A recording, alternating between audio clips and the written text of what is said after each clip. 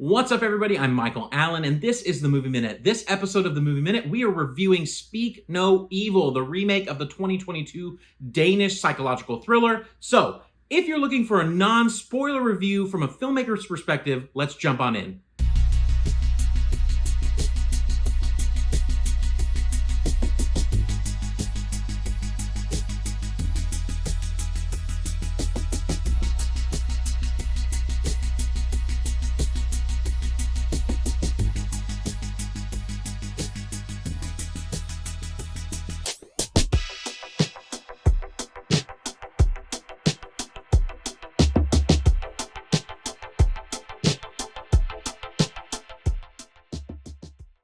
All right, so let's talk about Speak No Evil. It's really interesting because this was a Danish film made just 2 years ago, meaning it was fairly successful there, and so they saw it and thought this could be successful in America with American audiences.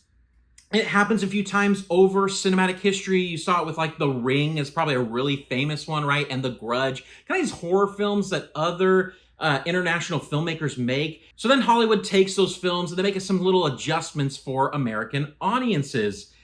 So Speak No Evil is that, and they grabbed James McAvoy, which I don't know how many of you know a bit of his history. Obviously, so many of you know him as Professor X, but one of the things that he did in the past several years that was very genre-bending and an insanely challenging role was his role in M. Night Shyamalan's Split. And he did an incredible job in that role, and I thought he was actually snubbed for at least being nominated for that role. And I thought he kind of revisited that space with this role. The essentials of this film is a family has moved to Europe and they're on vacation, and they meet this very interesting family in the Italian countryside on vacation, and they're invited back to their home or farm a few weeks later to come and just get away from it all. And then they go to that space, and obviously things start to unravel, and they notice, something is wrong with this family and this space, and then all hell breaks loose.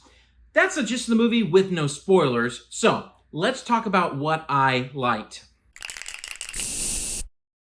Above and beyond everything else, James McAvoy is incredible. He's absolutely electric. He brings a unique energy to this film. And I would say, once again, his performance is so good. He deserves to be nominated for this.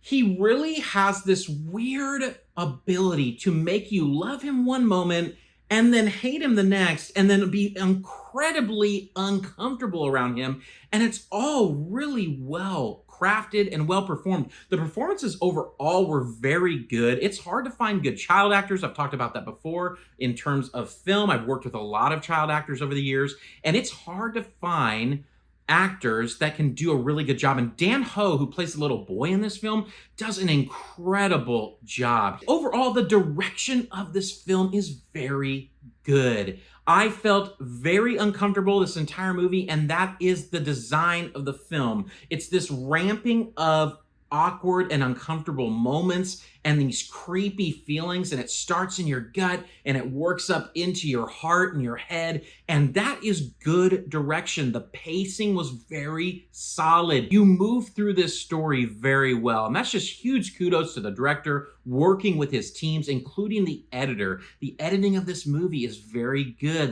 This film is also just a very good psychological thriller. The narrative and the story is well done. And you're not surprised by that because it was already proven in another film. I need to go back and watch the original. I haven't seen the original, but I promise you that story is going to be really solid because you could tell they had a really solid narrative foundation in this film, and you could tell because it just flowed so well. There wasn't a lot I didn't like about this film. I just think the thing that I didn't like is something that I wouldn't really ask them to change. But the nature of this film is very dark and it's very gruesome. And so as we march towards Act 3 and things really start to ramp up, there's some really visceral violence in this film that I just am like, oh, this isn't my cup of tea, is how I would say, in Europe. I was in a pretty crowded theater, which is always fun, where things happen and the whole audience was just like, oh, and it was just visceral reactions to what's portrayed on the screen. It's very violent, very real violence, not like Quentin Tarantino violence, but like just things like where you're like, wow, that's probably what that would look like if that violent act happened. And it's quite disturbing. And I didn't love that about the film, but I wouldn't necessarily ask them to change that. From an entertainment rating, this film was extremely entertaining. I mean, I was bought in the whole film. You care about these characters. You want to know what's happening. And also, you're trying to solve the mystery, right? You're trying to solve what is actually going on. They crafted that very well. I'd give it a solid 8 out of 10 for entertainment. From a critic's rating as well, the film is well crafted. It's well written, well crafted, well edited. Everything is all working really well. And then on top, with James McAvoy's incredible performance, I'd give this film a solid 8 out of 10 as well for critics. So averaged out 8 out of 10 for Speak No Evil. But I will say that this film is not for everybody. So before I give my badge, I just want to give like a warning. This isn't something that mass audiences are going to like. It's not something that people should be rushing to the theater to see. I think cinephiles will want to see this movie. And I think if you're a big psychological thriller, psychological horror fan, you're going to want to see this film. So from a badge standpoint, I'm going to give this a couch potato because I think it's worthy of a watch, but I just don't think it's for everyone. This is definitely a hard R, just warning you.